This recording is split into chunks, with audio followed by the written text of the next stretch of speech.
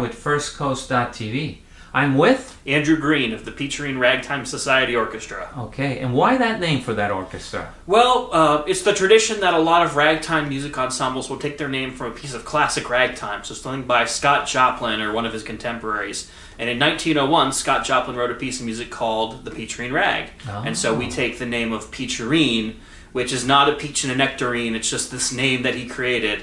And, you know, we take the name from that. All right. Because when you think of the music genres, ragtime is so American, isn't it? Absolutely. It was America's first popular music. So before then, it was mostly European influences, and then you had this kind of conglomeration of African-American rhythms with the European march music, and the syncopation just set it apart.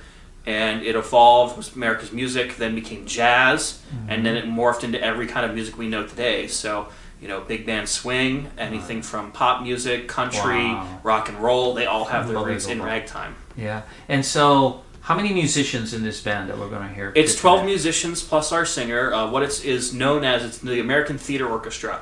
Back during that era, you would not call yourself a ragtime orchestra. You'd be the orchestra at your local theater, maybe your town, and it would consist usually of something around 5 strings, so 2 violins, a viola, a cello, and a bass, a flute that doubles on piccolo, a clarinet, 2 cornets, not trumpets. Trumpets were considered the devil's instrument, so cornets were for civilized musicians, so that's what we have tonight.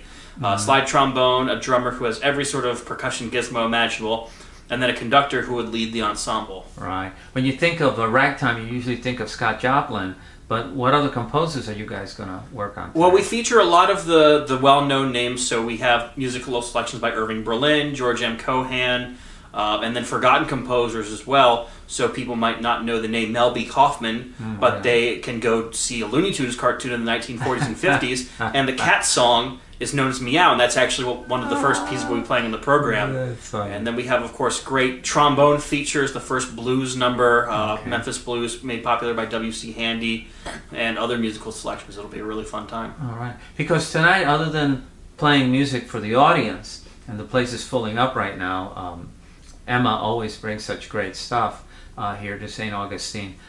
You guys are doing like a soundtrack to a movie or something like that? Yeah, so back during the silent era, you did not have sound with your movie. You would get the cans of film sent to you, and it was up to whatever venue it was to provide music. And they realized between about 1895 and 1912 that there needed to be some sort of uniformity to get synchronization with motion pictures. Okay. And what they did is they developed something called the cue sheet, and the cue sheet would have a listing of what musical pieces you should play in what order and what they should represent.